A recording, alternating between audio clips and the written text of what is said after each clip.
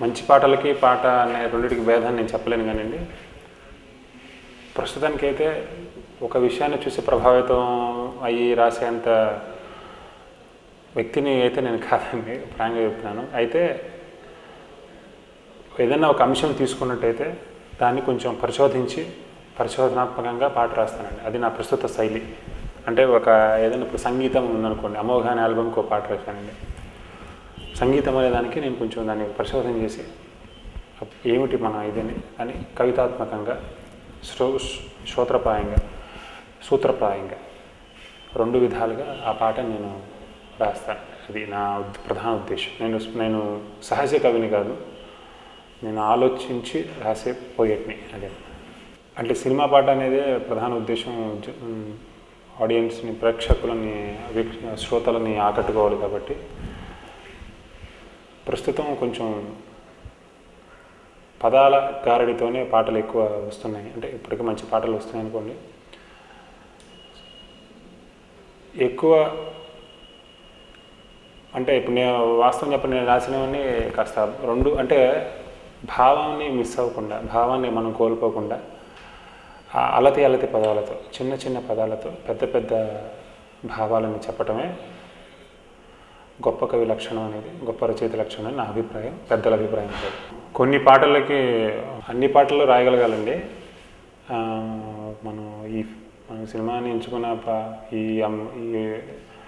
ఈ ప్రొఫెషన్ వృత్తిగా స్వీకరించినప్పుడు మనం అన్ని పాటలు రాయగలగాలి, రాస్తూ ఉండాలి. సో ఎవరి వ్యక్తిగత ప్రతిభ ఎక్కువ, అంటే వాళ్ళ శైలి ఎక్కువ దేని మీద ఉంటుందో ఆ పాటలకి పేరు వస్తూ ఉంటుంది. సో సహజంగా అయితే అన్ని పాటలు రాయగలగాలని నా ఒపీనియన్. ఆ రచయిత చేసుకున్న అదృష్టం ఉండదు అంతే. ఎందుకంటే అంటే కొన్ని సందర్భాలు ఏమవుతుందండి, ఒకేసారి మనం 2-3 పాటలు ఇవ్వాల్సి వచ్చినప్పుడు కొన్ని ఇబ్బందులు తప్ప. అలాంటివి అప్పుడప్పుడు జరుగుతుంటే ఎవరైనా అంటే నేను చాలా ఏ గొప్ప రచయిత అయినా సరే, ఏ రచయిత అయినా సరే ఎప్పుడైనా సరే 100% ఎఫర్ట్తోనే ఒక మంచి పాట రాయడానికి ప్రయత్నిస్తాడు. ఇప్పుడు లిరిసిస్టులకి అయితే షార్టేజ్ బాగా ఉందండి. చాలా ప్రజెంట్ బాగా అంటే అవసరం ఉంది ఇండస్ట్రీకి. కొత్త లిరిసిస్టులు రావాల్సిన అవసరం ఉంది. అన్ని రంగాలలో. అంటే ఒక లిరిసిస్ట్కి కేవలం భాషా జ్ఞానమే కాదండి, సామాజిక అవగాహన, కాస్త శాస్త్ర పరిశోధన అన్నీ ఉండాలి. కాబట్టి అలా అన్నీ ఉన్న వ్యక్తులకు అవసరం మాత్రం 100% ఉంది. నిర్ణయం, నిశ్చయం అని 2 మాటలు ఉన్నాయి కదండి. నిర్ణయాన్ని నిశ్చయించుకునేటప్పుడు కొంత టైం గ్యాప్ ఉంటుందండి. మనం తీసుకునే నిర్ణయం నిశ్చయించడానికి, అంటే నిశ్చయించుకునే వచ్చాను, ఆ కొంత గ్యాప్లో ఆలోచించాను చాలా. కానీ తీసుకున్న ఈ నిశ్చయించుకున్న నిర్ణయం అనేది కరెక్ట్ అని కొంతకాలం ఆగే కానీ తెలియదండి నాకు ఎంతవరకు సక్సెస్. అంటే పాపులర్ అయిన పాట మిస్టర్ పర్ఫెక్ట్ ఆరెంజ్లో ఉండి, ఒక పాట చాలా కష్టపడి రాశానండి. ఆలస్యం అమృతంకి సూసైడ్ చేసుకుంటున్నారు చాలామంది పిల్లలు, యువకులు అందరూ క్షణకాల నిర్ణయాలతో. దాన్ని అది తప్పు అని చెప్పడానికి దాన్ని కాస్త హాస్యం అంటే అందులో అంత కష్టమైన పదాన్ని చాలా కొంచెం జోవియల్గా చెప్పడం జరిగిందండి. ఆ కష్టమైన దీన్ని ఆత్మహత్య చేసుకోవడం అనే మాట, అది నాకు చాలా ఇష్టమైన పాట. తర్వాత సంగీతం గురించి అమోఘాలో ఒక పాట రాశానండి. ఎన్నో ఆశలతో ఆల్బంలో ఒక పాట రాశాను ఫస్ట్ సాంగ్. రామానాయుడు గారు కూడా ఆ పాట చాలా విని అప్రిషియేట్ చేశాను. ఫస్ట్ సాంగ్ రామానాయుడు గారు వినిపించడానికి భయం వేస్తుంది. ఎందుకంటే అంత గొప్ప వ్యక్తి, ఆయనకి నేను ఆ బ్యానర్లో అవకాశం రావడం గొప్ప విషయం కదండి. సో ఆ పాట రాసే ముందు అది ఆలోచించాను, అది ఆయన మెచ్చుకున్నారు. అంటే అంత క్లిష్టమైన అంశాన్ని చాలా జనరంజకంగా చెప్పామమ్మా అని ఆయన ప్రోత్సహించి ఇంకో పాట కూడా ఆ పాటకు అవార్డుగా ఇచ్చారు. జీవితంలో అది నేను చాలా గొప్పగా ఫీల్ అవుతాను. ఎందుకంటే ఆ పాట వింటే ఇప్పటికైనా చాలా మంచి, నేను రాసిన పాటల్లో చాలా అంటే పర్సనల్గా నచ్చిన పాట అండి అది. ఏటి పుటపు దొరకదిలెండో, వీడబడికి దొరకడులెండో, ముదురెండో గడుసండో, తొడిగెన ముసుగండో, ఉప్పుక పురుంబు ఒకలుకు నుండో, వీడి లుక్కు చూసి మసపోకండో, ఎదవండో బడవండో వలలో పడకండో come on come on most cunning come on most timing come on రైట్లో రంగు కమాన్ కోతలల కింగు కమాన్ మార్చు తన రంగు కమాన్ పక్కా planning mister perfect he's mister perfect లెన్సేసి వెతుకు దొరకదురా ఏ డిఫెక్ట్. ఇది ఒక పాట. ఇంకొక చిన్న పల్లవి పడతాను. తేనె గుట్టు పట్టేసి తెలుగే అయినట్టు భావమిట్టు కట్టేసి భాషే అయినట్టు తేనె గుట్టు పట్టేసి తెలుగే అయినట్టు భావమిట్టు కట్టేసి భాషే అయినట్టు ప్రాణమిట్టు ఆ పాట కట్టు స్వరాల జట్టు నీలో చేరేట్టు శ్వాసకిట్ట ఆశ పెట్టు సరాగ జగతికి ఇదేలే తొలిమెట్టు తేనె గుట్టు పట్టేసి తెలుగే అయినట్టు భావమిట్టు కట్టేసి భాషే అయినట్టు.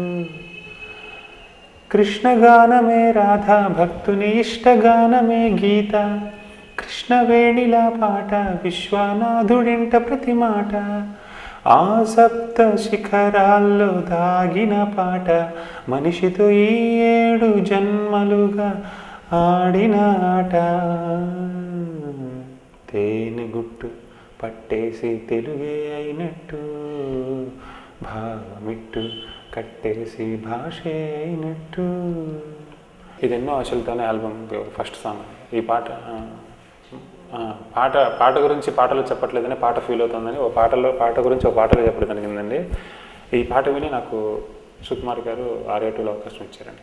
అంటే కృష్ణగానమే రాధా భక్తు ఈ ప్రపంచంలో మొట్టమొదటి పాట ఏంటంటే కృష్ణుడు ప్రపంచం కోసం పాడిన పాట, ఒక విషాద అర్జునుడి కోసం పాడిన పాట, అది భగవద్గీత. కృష్ణవేణిల పాట విశ్వనాథుడంటే ప్రతి మాట, కృష్ణానది తరంగాల పాట విశ్వనాథ్ సత్యనారాయణ గారి ఇంటి మాటే కృష్ణానది తరంగాల పాట. అంటే మేము విజయవాడ వాసులం కాబట్టి కాస్త అలా ఆ సప్త శిఖరాల్లో దాగిన పాట. ఆ 7 కొండలు ఒక పాట ఉందటండి. ఆ 7 కొండలు 7 స్వరాలుగా ఉందట. అది ఎలా వ్యక్తం అవుతుందంటే మనిషితో ఈ 7 జన్మలుగా ఆడిన ఆట. సో తేనెగుట్టుని కచ్చట తపమా, దానికి మీనింగ్ లేదు కదండి, అర్థం లేదు దానికి. అంటే భావం లేని భాషకి సౌందర్యం లేదు, విలువ లేదు. సో తేనెగుట్టుని పట్టేసి తెలుగు ఎలా అంటే నా రహస్యం నేను కాదు, నా 56 అక్షరాలు కాదు, ఆ తేనె లాంటి భావం అది ఇంపార్టెంట్ అని చెప్పి తన గుట్టు ఎట్ట పట్టేసుకుందో భావాన్ని తేనె గుట్టు పట్టేసి తెలుగే అని, భావమిట్టు కట్టేసి భాష. ఆ భాష ఎలా అయితే తెలుగు భాషకు తేనె లాంటి భాష అంటారు కదండి, ఆ తేనె దాన్ని ఎట్ట పట్టుకుందో ఆ గుట్టుని, అలా భాష అనేది ఆ రహస్యమైన భావాన్ని ఎలా పట్టుకుంటుందో ప్రాణం అదే కదండి. అలానే అంత రహస్యంగా అంటే అంత గొప్ప గొప్ప విషయాలు పట్టేసుకునే కదండి. అలా నీలో కూడా ప్రాణమిట్టు అంటే ప్రాణం పెట్టి పాట కనుక కడితే పాట కట్టు ఎలా స్వరాల జట్టు నీలో చేరేట్టు, 7 స్వరాలు వచ్చి నీలో చేరేట్టు, శ్వాసకిట్ట ఒక్కసారి ఆశపెట్టు నాయన, సరాగ జగతికి పాటల ప్రపంచానికి అదే తొలిమెట్టు. ఒక్కసారి కనుక మన శ్వాసకి ఆశ పెట్టామంటే పాట పాడే ఆశ పాటల ప్రపంచానికి అదే తొలిమెట్టు అని ఇలా రాశానండి. మంచి పాట. ఇండస్ట్రీ పరంగా సుకుమార్ గారు ఆయన నాకు చాలా అంటే వాళ్ళ మిత్రద్వయం రవికుమార్ అండ్ సుకుమార్ గారు నిజంగా అండి ఏంటంటే ఇప్పుడు మనలో ఈ భాష దీన్ని గుర్తించి ప్రపంచానికి పరిచయం చేయటం అనేది పాట ద్వారా సినిమా పాట యొక్క ప్రధాన దాని యొక్క ఎసెట్ కూడా అదే కదండి. సో నేను గాడ్ ఫాదర్గా ఫీల్ అయ్యే డైరెక్టర్ సుకుమార్ గారు. ఈ సందర్భంగా ఆయనకి సుకుమార్ గారికి ఆయన పరిచయం చేసిన రవికుమార్ గారికి ఈ సందర్భంగా నా ప్రత్యేక ధన్యవాదాలు తెలియజేస్తున్నాను. అందులో నన్ను ప్రోత్సహిస్తున్న ప్రతి దర్శకుడికి నా స్పెషల్ థ్యాంక్స్ అండి.